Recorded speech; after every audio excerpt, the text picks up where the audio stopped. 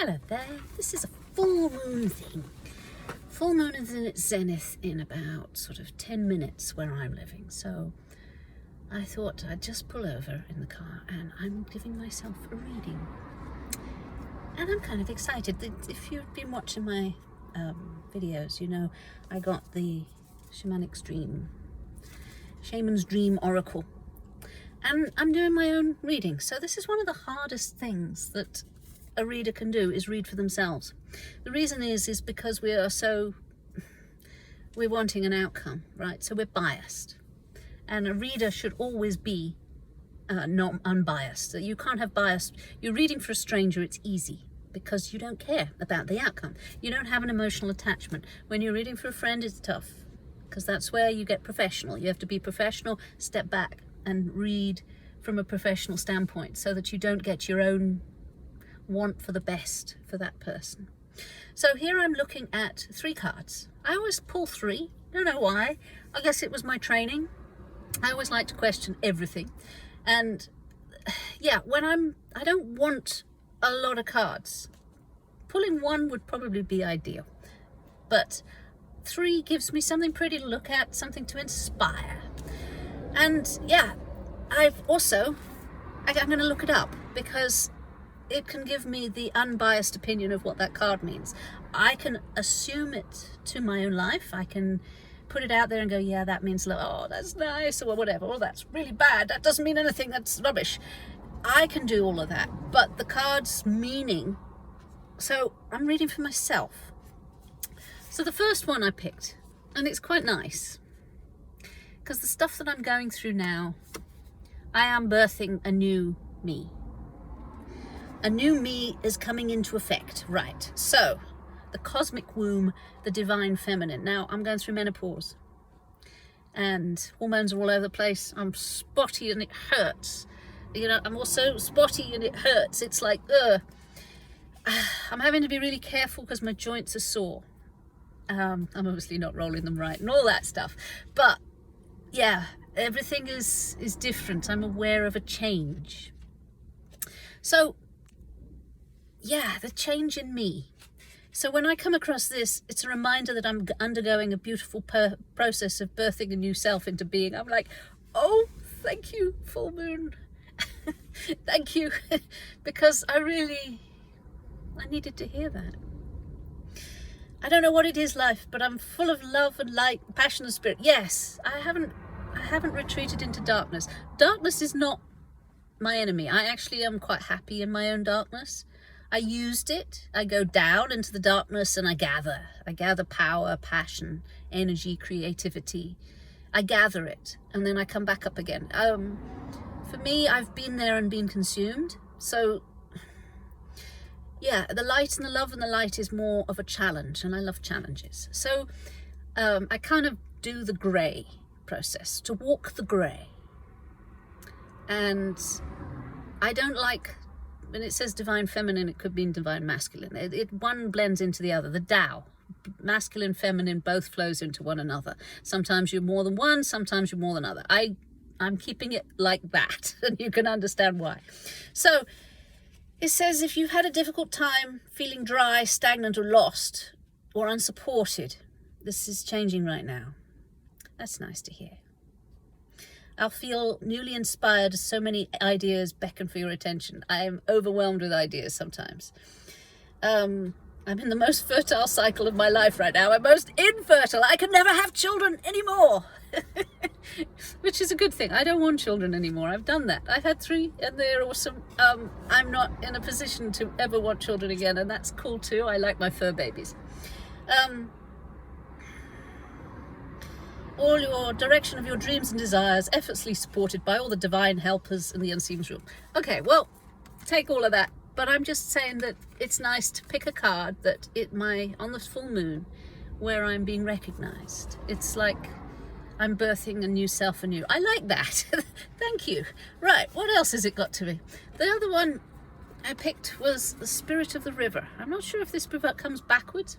Movement towards adventure. Well, if you know my videos, I've just come back from an adventure, and yes, I need that adventure. I live on a boat. Of course, I'm going to have adventures daily. You know what?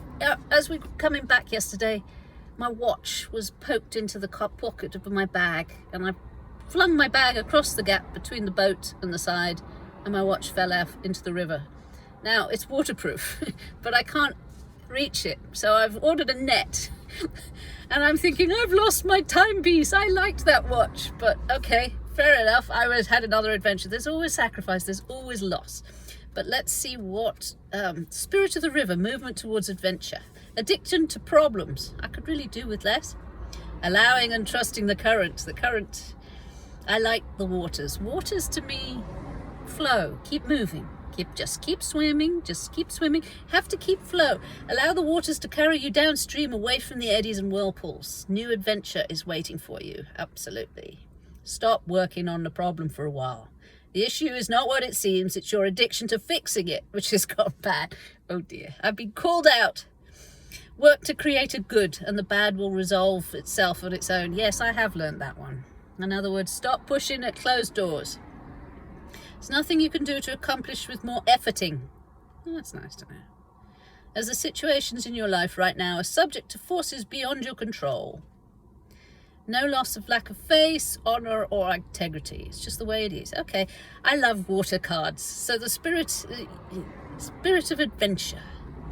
So it's time to say yes to the next leg of your journey. Your life is like a river, inevitable and inexorably flowing into the sea, which is your divine destination.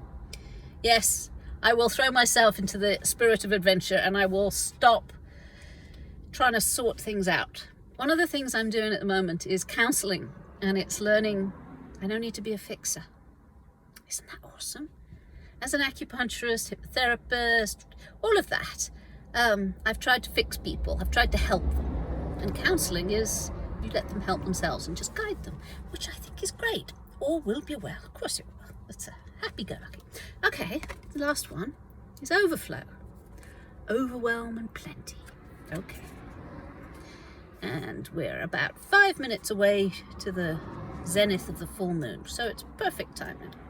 Full moon in Capricorn. Yeah, so you have to sort of make sure you know where your boundaries are. Right, let's find this one. Overflow, too much, overwhelm and plenty. That's I get overwhelmed. Okay, I get it's too much. Brain starts, especially at this time of the month. So the full moon to me is bubbling over. It's like blah, blah, blah, blah, blah.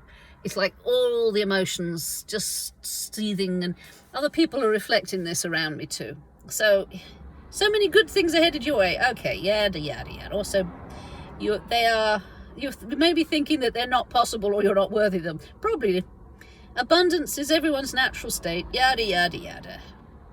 You see, I grew up on The Secret. I grew up on affirmations, thought create things, Louise Hay, what you think is what you get, and if you love yourself the way you are, there's nothing you need to change. You see, all of that. And Jordan Peterson has a better idea. He says, if people tell you that you are perfect the way you are and you know you're not, then where are you left? Where are you left with? Because you know you can work better, you know you can push yourself further. And that's a better analogy of life. And yeah, it's great for people to say, good things are headed your way. Yeah, but they balance themselves out. And I don't necessarily believe that. Okay, maybe it's like, maybe I'm not worthy. Take yourself out of your conditioning. That's a very good point. I've been conditioned in a certain way. So that which I think doesn't necessarily mean that I have to go that way. So my thoughts are not always real.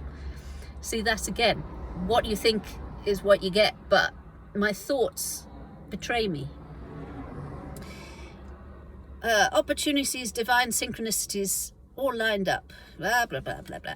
You see, I can't hear this. An empathy overload. Oh, sheesh, now that I can hear. I don't know how to deal with empathy overloads. There is so much fear. If I open up to the whole lot of it, it's an overwhelm. That is a definite an overflow. It's just, people are feeling so much, and it's like, when you can find a smoker. You see, I don't know, as an empath, I'll use that word, you know, the other word gets people frightened, but as an empath, if you have somebody who smokes, and every time they have a strong emotion, and you can feel that strong emotion bubble up, and it's a big bubble, and watch them immediately reach for a cigarette. It's like, and you can see it. Cigarette's just one thing that suppresses, and they have the cigarette and it lowers the bubble, keeps the bubble under control, and it's like the lids come off, and a whole bunch of people finding that cigarettes probably don't work, and it's not controlling that emotion rise anymore. But you also, they can reach for their phone. I'm just as guilty. I reach for my book. When I don't want to feel or think on that manner, you reach for something instead of experiencing the whole thought. And you watch other people create massive amount of drama around them so that they don't have to feel stuff. And it's an addiction to this. It's an addiction, but you don't want to feel that way. You don't want to think that way. You don't want to be in that mode. So you're immediately, let's switch on to Facebook, TikTok, Twitter, whatever.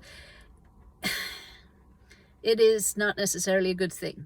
I would say it's a coping mechanism, and it's, with all coping mechanisms, there is an unhealthy aspect.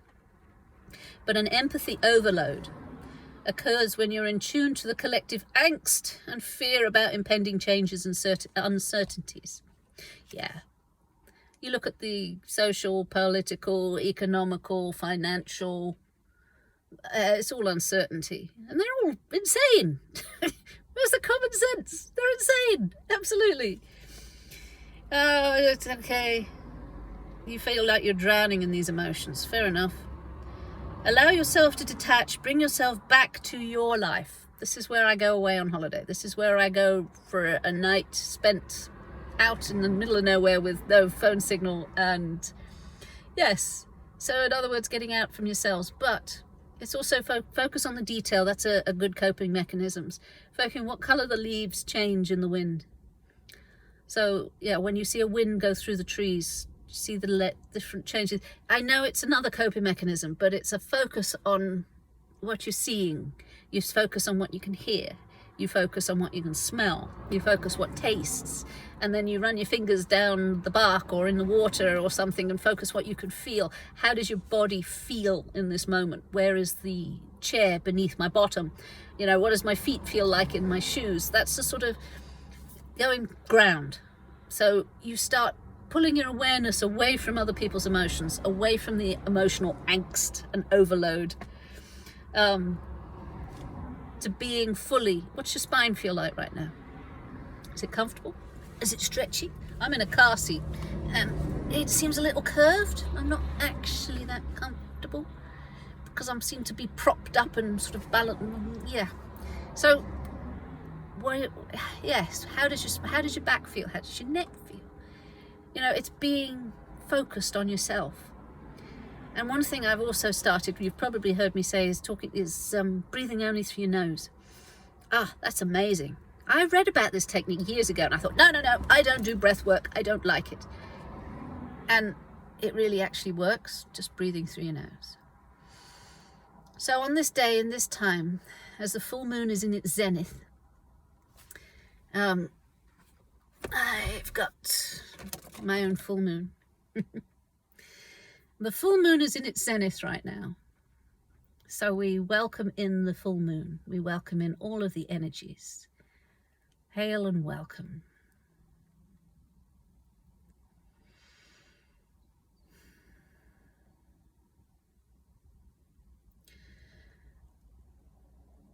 And I'm going to leave you now.